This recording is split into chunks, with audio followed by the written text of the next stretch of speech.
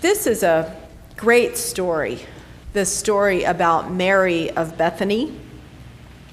She anoints Jesus' feet with a pound of perfume and wipes them with her hair.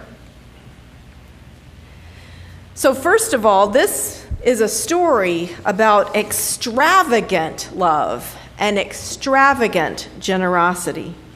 As I said in my sermon last week, in the story of the foolish father, or the prodigal son, as we most often know this parable, God's love and generosity are poured out upon all of us with great extravagance.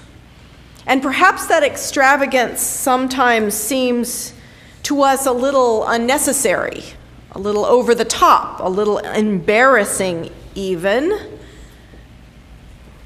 But Jesus affirms those of us who respond to God's extravagant generosity with our own outpourings of praise, joy, and extravagant love and generosity in return. And that's exactly what he does here in this story with Mary of Bethany, as he sides with her against the very pragmatic criticism that Judas offers. Jesus instead praises Mary for giving her all to him. And he challenges us, I think, to do the same when we accept his invitation to share in his baptism. So before we judge Judas too harshly, which I know is easy to do with our 2020 Bible hindsight and our knowledge that he will one day betray Jesus, let's try to see Mary and Judas through the eyes of the rest of the disciples that day. Jesus and his followers were gathering, as usual, at their hideout there at the home of Mary, Martha, and Lazarus in Bethany. They were in the hills of Judah, only about an hour's walk outside of Jerusalem, where Jesus had been preaching and teaching every day and making not a few enemies among the religious and political establishment. Jesus was stirring up ordinary people to see their world in a new way through the eyes of God. And he was prepared to die for his beliefs. He had said so. Several of Jesus' followers, like Judas, were young men ready for Jesus to take action, to lead an armed revolution if necessary, to bring about the coming day of the Lord's judgment. They were men of action. They were used to hard work, and they had been doing it. Now, Mary of Bethany, the sister of Martha and her brother Lazarus, is perhaps best known to us as a listener to Jesus. In the famous story in Luke 10, Mary sits so long listening at the feet of Jesus. Martha actually complains to Jesus that she isn't doing enough with the household chores. She hasn't been getting up to help serve the guests. But there too is a story where Jesus comes to Mary's defense, saying, "Oh, Martha, Martha, you are worried and distracted by many things. There is need of only one thing. Mary has chosen the better part, which will not be taken away from her." So just as in today's lesson, Mary is criticized for some very practical reasons, and yet Jesus defends her. And why is that? After all, Jesus, all through the Gospels, is talking about feeding the poor and being a servant in the service of others. We admire that kind of discipleship. So what does he see in Mary that makes him want to take Mary's side? Well, as I said earlier, it's easy to demonize Judas. But before we're too hard on him, let's remember he was the group's treasurer. And being in a church at budget time, we celebrate the hard work of those who have to crunch the numbers. It was Judas's job to be practical and to think about how they were spending their money, which you may remember they held collectively.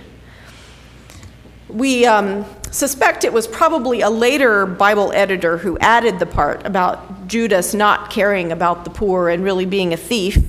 The disciples clearly didn't know he was a traitor and a thief, or they wouldn't have given him this office.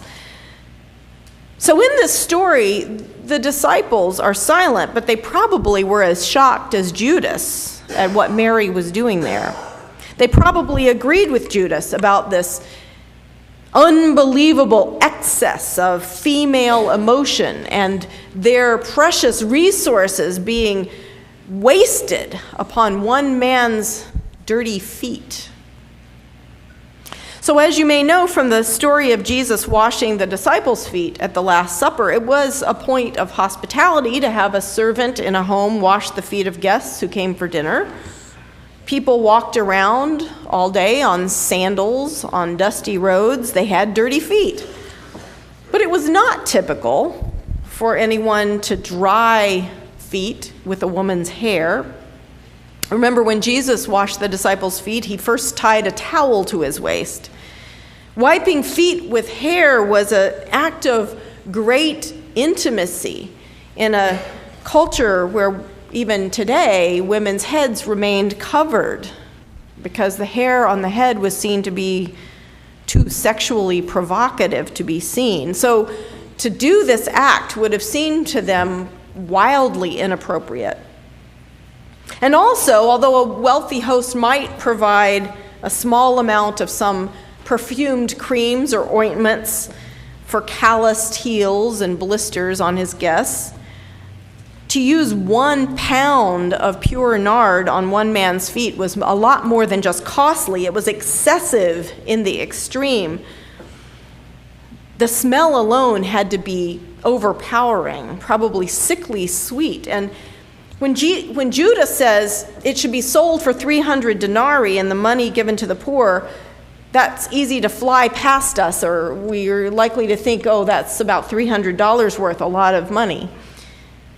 But actually, since a denarius was about a full day's wage for a working man, we're talking about almost a year's salary, maybe $30,000.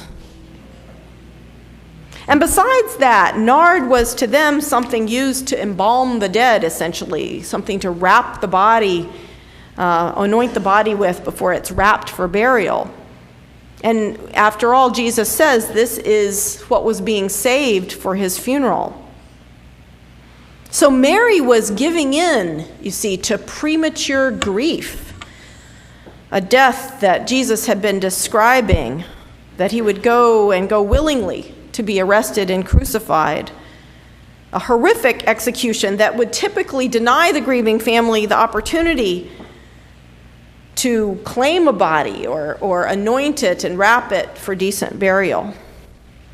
So Mary was doing in advance what she had expected she would not have any chance to do later.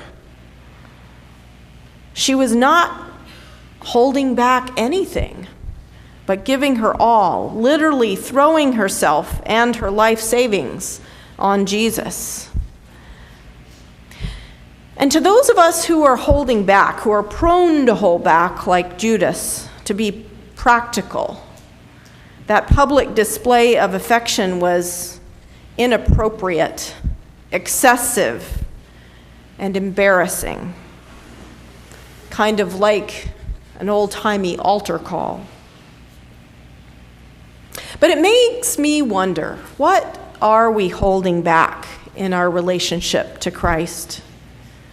Are we really willing to share in his baptism and celebrate his victory on the cross? I want to close with a story about a day when I realized I had been holding back a lot in my own faith. It was a sunny spring afternoon, much like the weather we've been having lately.